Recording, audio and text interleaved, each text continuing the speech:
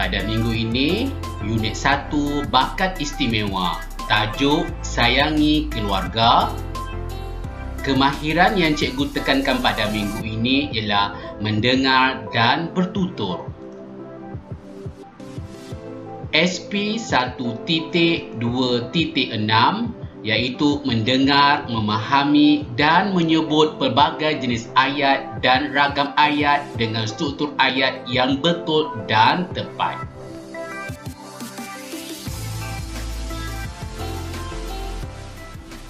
Objektif cikgu pada kali ini, pada akhir pengajaran dan pembelajaran di rumah, murid dapat menyebut ayat yang didengar dengan sebutan yang betul. Manakala kriteria kejayaan mengecam sebutan sekurang-kurangnya 2 ayat daripada 4 jenis ayat dan 1 daripada 2 ragam ayat dengan betulnya.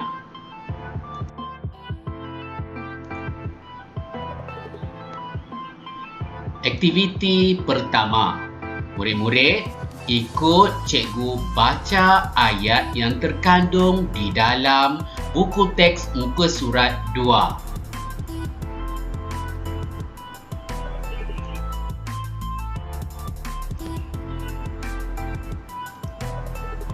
Baiklah murid-murid, mari kita baca dan anda diminta mengulangi ayat yang cikgu Jeffrey sebut.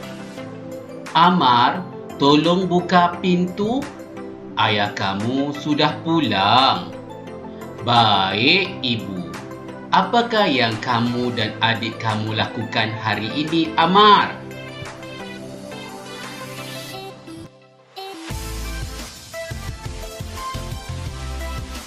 Situasi 2. Banyak aktiviti yang kami lakukan. Bersama-sama ayah, kami membaca beberapa buah buku cerita. Adik juga saya ajar melukis. Adik telah melukis 2 keping gambar. Bagus, Amar. Masa lapang kamu perlu diisi dengan aktiviti yang bermanfaat. Bimbinglah adik kamu agar dapat mempelajari kemahiran yang berguna. Baiklah murid-murid, anda dikehendaki mengulangi dialog yang cikgu telah baca dan sebut tadi. Boleh murid-murid? Bagus.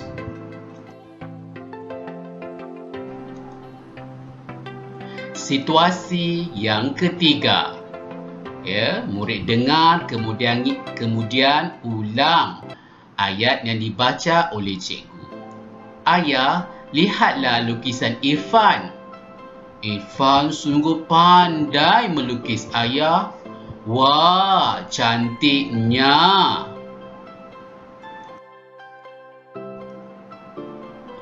Seterusnya, murid-murid, mari kita mengecam jenis ayat dan ragam ayat. Yang pertama, Amar, tolong buka pintu. Baiklah murid-murid, ayat ini sepatutnya anda tahu apa jenis ayat dan ragam ayat. Siapa tahu? Amar, tolong buka pintu. Ya, betul. Ini ialah ayat perintah yang bermaksud suruhan. Yang kedua, siapa boleh teka apa lagi ayat yang terdapat dalam situasi pertama ini? Pandai. Apakah yang kamu dan adik kamu lakukan hari ini, Amar? Ya. Siapa boleh teka apa jenis ayat yang cikgu bacakan tadi? Pandai. Ayat tanya. Ya, ayat tanya selalunya menggunakan kata tanya dan mengandungi tanda soal. Betul.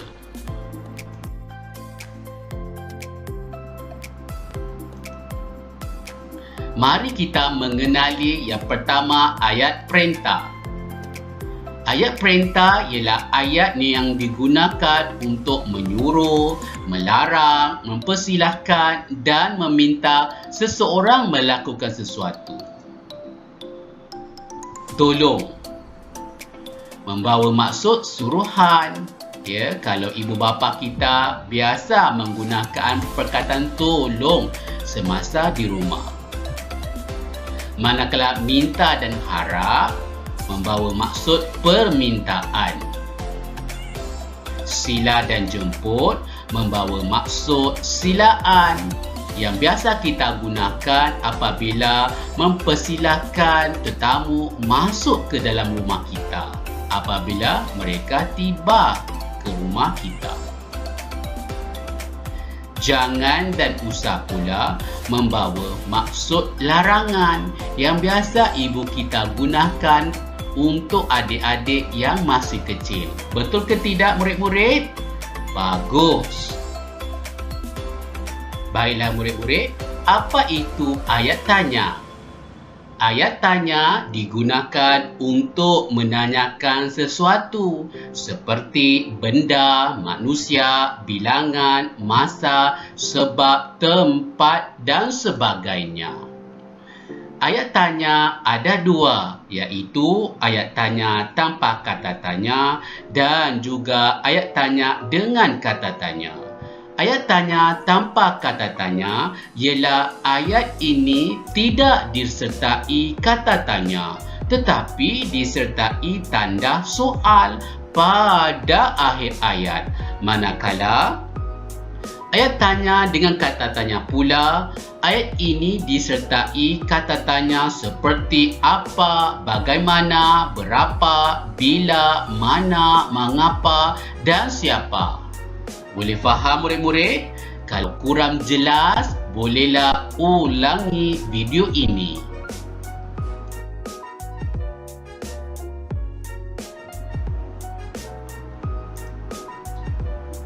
Baiklah murid-murid, kita pergi kepada situasi yang kedua, mengecam jenis ayat dan ragam ayat. Mari kita baca. Banyak aktiviti yang kami lakukan bersama-sama ayah. Boleh murid-murid teka? Ayat itu ayat apa? Ya, betul. Ayat itu ialah ayat pasif. Apa itu ayat pasif? Kita akan kenal selepas ini. Mari kita baca lagi jenis ayat yang terkandung dalam situasi dua ini. Kami membaca beberapa buah buku cerita. Baiklah murid-murid, siapa boleh meneka apa ayat itu? Betul, itu ialah ayat aktif. Baiklah murid-murid, mari kita kenal apa itu ayat aktif. Ayat aktif ialah ayat yang mengutamakan subjek sebagai pelaku dan objek sebagai penderita. Dalam ayat aktif, kata kerjanya ialah kata kerja transitif dan kata kerja tak transitif. Kata kerja transitif mesti diikuti dengan objek selepasnya, manakala kata kerja tak transitif tidak memerlukan objek selepasnya. Mari kita lihat contoh ayat aktif. Saya membasuh baju itu.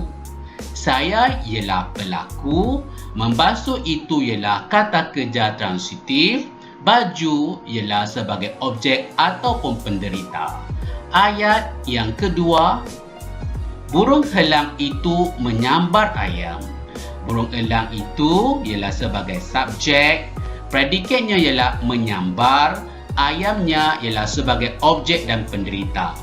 Murid-murid masih ingat lagi? Bagus. Murid-murid, apa itu pula ayat pasif? Ayat pasif ialah ayat yang objek atau penderita dijadikan subjek dan pelaku dijadikan predikat. Kata kerja pasif digunakan dalam ayat pasif. Baiklah murid-murid, mari kita lihat contoh ayat pasif. baju itu saya basuh. Di sini, baju dijadikan objek ataupun penderita. Saya sebagai pelaku, basuh itu ialah kata kerja pasif. Manakala contoh yang kedua, ayam disambar bulung elang itu. Ayam ialah objek ataupun derita, disambar itu ialah kata kerja pasif, pelaku itu ialah burung elang itu. Ayat pasif dapat dibahagikan kepada 3 jenis, iaitu ayat pasif diri pertama, ayat pasif diri kedua dan ayat pasif diri yang ketiga. Mari kita lihat contoh ayat pasif diri yang pertama. Kasut itu saya basuh. Ayat pasif diri yang kedua, kasut itu kamu basuh. Manakala ayat pasif diri yang ketiga, kasut itu dibasuh oleh mereka. Boleh faham murid-murid? Bagus. Murid-murid, mari kita lihat situasi yang kedua lagi. Di sini murid perlu mengecam jenis ayat dan ragam ayat. Siapa boleh teka lagi jenis ayat yang terkandung dalam situasi yang kedua ini? Betul. Ya, ayat itu ialah masa lapang kamu perlu diisi dengan aktiviti yang bermanfaat. Siapa boleh teka apa jenis ayat tersebut? Betul. Itu ialah ayat pasif yang telah cikgu terangkan sebentar tadi. Boleh faham murid-murid? Bagus. Seterusnya, mari kita mengecam lagi jenis ayat dan ragam ayat bagi situasi yang ketiga. Ayah, lihatlah lukisan Irfan. Apakah jenis ayat tersebut? Pandai. Itu ialah ayat perintah. Ada lagi tak murid-murid? Betul, pandai. Wah, cantiknya.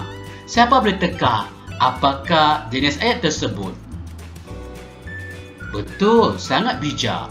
Itu ialah ayat seruan. Bagus semua murid-murid.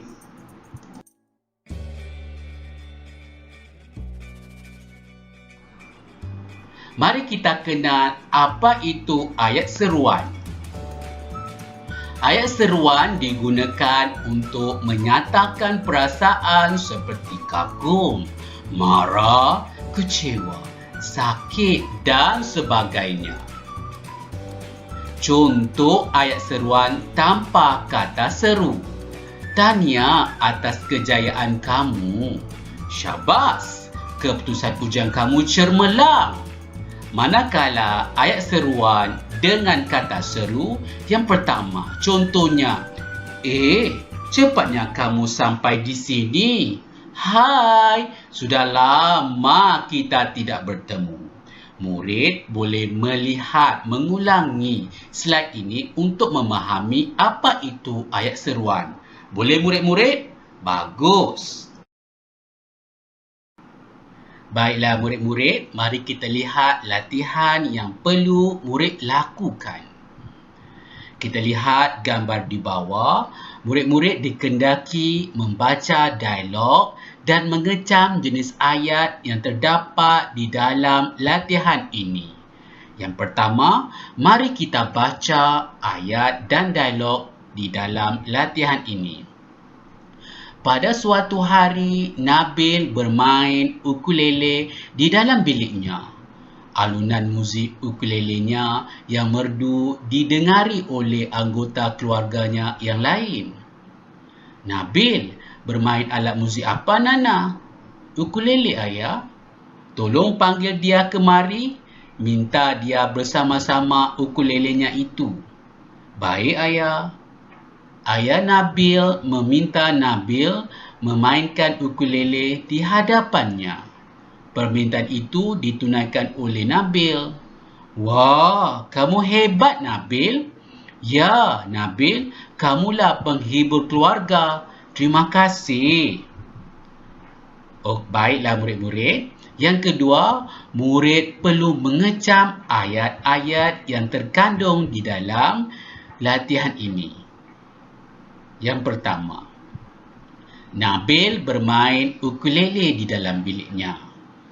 Yang kedua, alunan muzik ukulelenya yang merdu didengari oleh anggota keluarganya yang lain.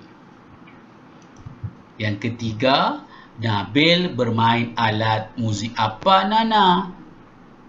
Yang keempat, tolong panggil dia kemari. Minta dia bawa bersama-sama ukulelenya. Yang kelima. Yang keenam, ayah Nabil meminta Nabil memainkan ukulele di hadapannya. Wah, kamu hebat, Nabil. Baiklah murid-murid, boleh setakat ini? Bagus.